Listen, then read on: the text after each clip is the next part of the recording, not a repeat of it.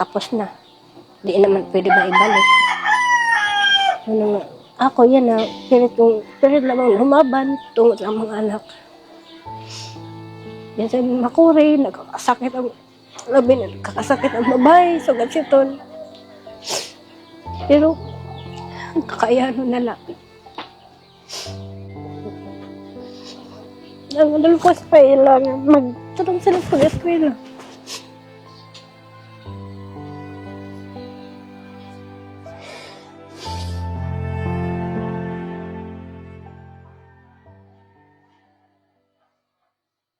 Welcome to Paglaom Season 2. This season, we bring you another 12 stories of hope, strength, and resilience. Stories that reminds us that even the hardest time, the human spirit can endure, rise, and inspire. For this episode, may dakita istorya sa usang kananay na grabe ang iya ginagian. This is a story of mother's love, love that stays even when the whole world falls apart. For this episode, let us honor her strength, her quiet courage, and her unconditional heart. Let's all watch this.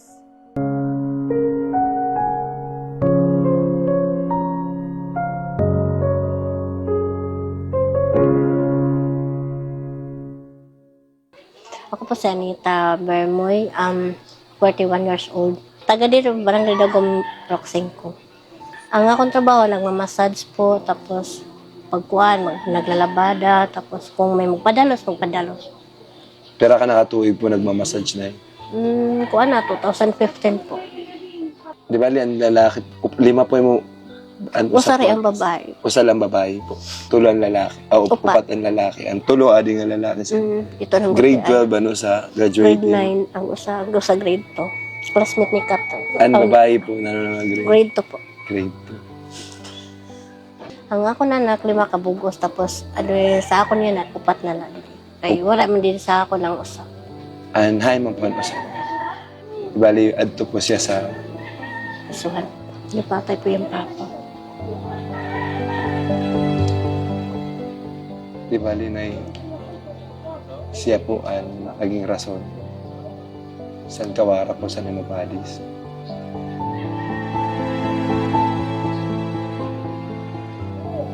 Masakit gad kay.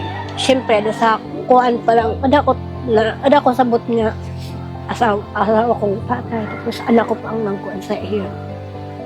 Tapos, ito nga ni may upat ako na kuan sa akon. Tapos, nagkuhan ko kung nalungon ko pagkuhan, pero lumaban lang diha.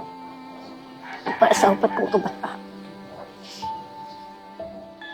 Makuligad kay, siyempre, mintaw kung adi pa tong palis, pero pag mulakat ako, mabilin-bilin ko man. Pero ang kauan la kay, ang masakit na kay, ang mismo anak ko pa ang nagkuhan sa iya. Ada ka na isa yung natagok. Basta itong ang babae, nakakatruma ito. Kaya mismo, ada sa mga atubangan. Tapos yung nung bangkay siya, didi sa kuwan, bugto siya, papa. Moton din yun na kami nag-star. Kaya masakit na pag adto na kami sa San Joaquin. Nabalik ang pahinga. Nabinahiningaw ko lakinan. May pagkuhan, paghapon sa naman kurang. Alalong ko man, tapos na. Di naman pwede ba ibalik. Ano nga, ako yan na, pilit lamang lumaban tungkol sa mga anak. Yan sa makuri, nagkakasakit ang babae, sugat siton. Pero, kakayahan na lang.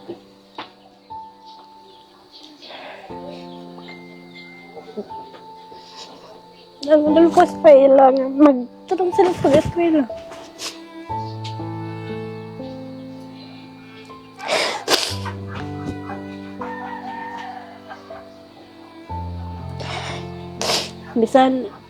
Bisan makuri, labi na nung sa among kawadon.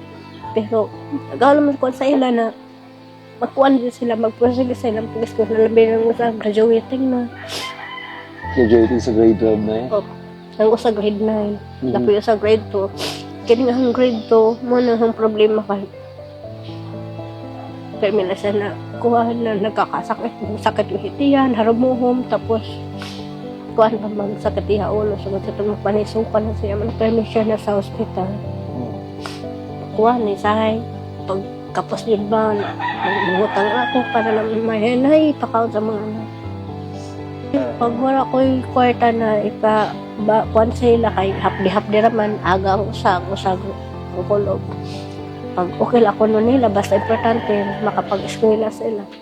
Pagbaktas na ito, pag may kwarta ako, tagaan ko siya pambalon, pamasahe. Pag wala gani, maglakat na ito.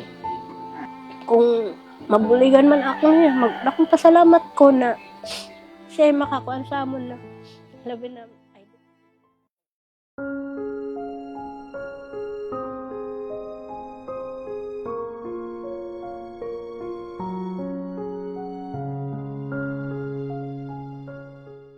Kumusta nay? Pumasyadak sa imo nay kay ang tigwak na kailangan naton paglaom yan na sa kinabuhi. Labi na kay na bagyuhan ka pala. Tapos ano mo asawa, waray na. Kumusta man naton kinabuhi nay na ikaw na bulan ng taguhin sa imo mga gugti pa may mga anak? Makorigan pero pinilit ko na lang siya na parang nakuan na ako para sa mga anak. Pero man imo anak nay. 5 ini, pero ang usa wala didi. Hay man, tulo man ako nakikita andi diyan na. Ato sa eskwelahan po. Nag-eskwela kasi ko siya. Anduwa. Ang pantulo ko, ito na panduha ko. Adi na duwa na. Ini grade 2. Ay may ini mga apo. Anak ko ito. Pero ba mo anak? 5. Tulo man ako nakikita. Ang usa to sa buyog, ang usa eskwela sa Tama. Kaya nagka-problema ang imo anak. Opo. Na-disgrasya niya tatay. Kakano to na na-disgrasya niya iya tatay? 2020 to December 26 po. Nagka-encontro? Nag-suplikuhay? Ano lang po, giyak na lang po kasi namon adto na para ba sa iya kaupayan, pero di naman siya namamati sa amon. Pati ako gibuno niya. Di ka dapat na igo na Burod po ako yun itong ahong kuti ay unang kabulan. Daman ang imo trabaho yan na nay. Para mag-support yung mga kabataan. Nagmamassage po ako tapos naglalabada. Kung may magpadalos, magdalos. Para naman na ako'y kakuan sa mga anak o pampalit bugas, ginagmay. At imo pinaka-eldest na pera man ang edad. Adto kuan na, 17. Ang 17 to, ini 7 tong usa, 14. Ang imo, inang pinakabata. Adto magtutulo pa katuig sa 27 sa Mayo. Wari na niya kay kita niya tatay. Wala. Unong pakabulan ito, burod pa ito siya. San napatay sa imo anak. Paano man sini kay kung lalabada ka, sino man nagbabantay sa imo mga anak? Pag wala klase, kay kada Sabado man pud ko maglabada. Tapos kung makadto ko sa Nuwakin, ibilin ko la iton sa iya. Nagdalaro ka mo sa San Joaquin. Nagmamassage po. Pero man ang bayad sa tunay. Di po ako nagpresyo, pero sila na lang ko sa namahatag kong pera ihatag sa ako. Namahatag sila 300, 200 or 250. Pero ang pinakakuan din nila 100. So ito na siya ni imo paano man nimo pagkuhan sa pag-budget sa nimo kita na Kapag makaadto ko sa Nuwakin, mukit na yung kada ako, Sabado ako mo kadto, tapos uli man ko Domingo. Mukha na ako mukita ko na muwanto, so gansan. Tapos budgeton ko na lang to para sa paitok bugas, sura. kasi mga ambilin sa mga anak imo mga Sila. Silang duha iya kuan. Iya bugto sa ahong grade 9. Hindi gani magpaalayo na lang ako sa mga hiripid. Kita-kita. pero nay ang imo anak na nakapatay impasaylo mo na sa imo kasing-kasing Gipay sa hilo, pero di pa pwede siya na pagawson kay labi na nagbanta sa akon.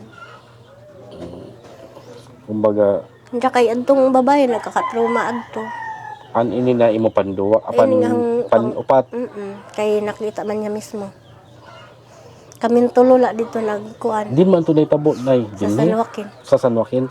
Taga barangay San Joaquin ka, Dito, nagyan na. dito kami nag-start sadto nung pagkamatay sang padis, kumadi na kami. Dara ni mo mga anak. Kaya nahadlok naman sila dito. Kung pwede mo na kay brave ka good na kumbaga san naitabo sa imo at least makusugan nimo hunahuna pati kasing-kasing na wari lot mo pabayian imong mga anak. Ito lang ang kuan ko sa ira na kuan kan bisan kung wala na sila may di ko gapon pabayaan ang mga nakay sila lang ahong parang sila lang ang inspiration na magkuan ako na kamot ko pangitaw ka ng makuan na naman para makakaon kami. Di gani mangutang na lang ako. Wala kami kulang ang budget so kasi na bisa lang damo ng mga pagsubok na abot sa mga kinabot pero laban na. Ito na importante na laban la. Di rin lakit mawarayan pag-asa ba? Yan. Bisan pa, damo na mag-isaya sa ako na kining duhong gagmay pa. Kuan pa, harayo sa akon pero hindi reactong kay sila lang ang pagkuan. Pero ikampo ko lot na maging makusog pagod ni mo una pati mo kasing-kasing kay ang pagsubok na mo Nauna, pagsubok lagi ang kuan. tigo ako na kasakit mawad ang liwat sa partner yan na ikaw nagudlat sini ano mo sakripisyo sa mga anak ikaw nagudlat kadan anak ko nila permi na kung maging makusog la permi kay gugti pa ni mo mga anak kay man liwat diba kundi magkasakit ka sa ni tayo ay lahat pa ura-ura na pabayan ni mo kalugari yun ako kumadak didilat sa imo para lot para maging masaya lot naton Christmas kaya tigok tayo Pasko na pero yan na midakdara na vitamins para sa imo vitamins para sa imo mga anak may dalawat para sa imo panotsyobena mga grocery tapos mga tigok na kailangan nimo pangyapon bago na mga appliances nagdaraklot para sa imo adinay mga vitamins ini para sa imo then adi ang para naman sa imo mga anak na vitamins ini gyapon ha Maraming salamat. o sa ini ka bag sobra ini inay pero kabulan ini nimo na supply para di ka problema adi naman na itong grocery para sa imo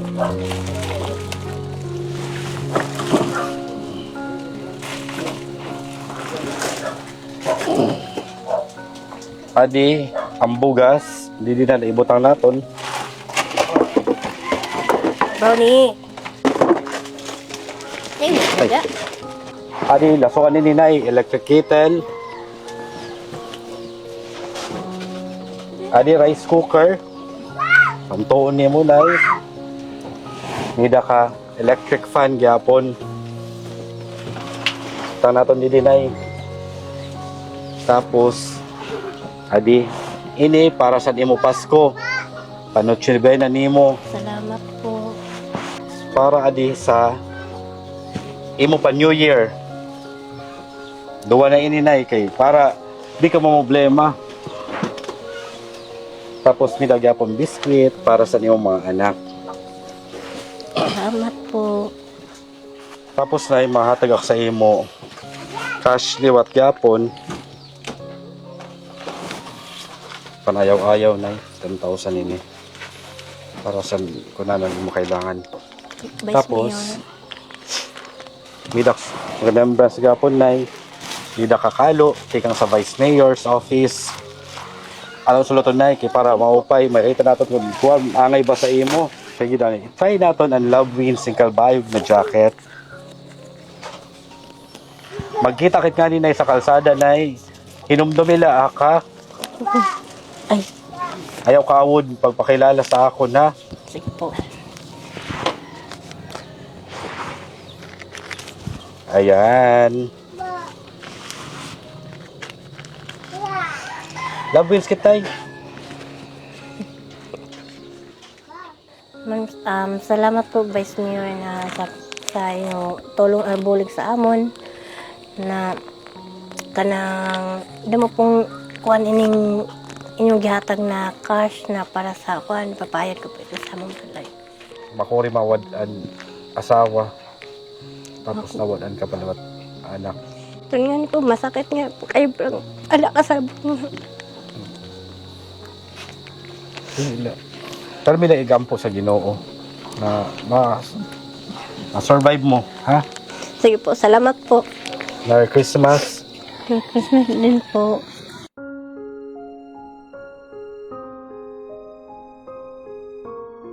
Her story shows us that even in the darkest time, a mother's love and courage never fade. As we continue Paglaom Season 2, let these stories inspire us to care, to serve, and to never lose hope. Thank you for watching. Let's all celebrate these stories of resilience. This is your Vice Mayor Rex Dagungman saying, always, love wins in Calbayog.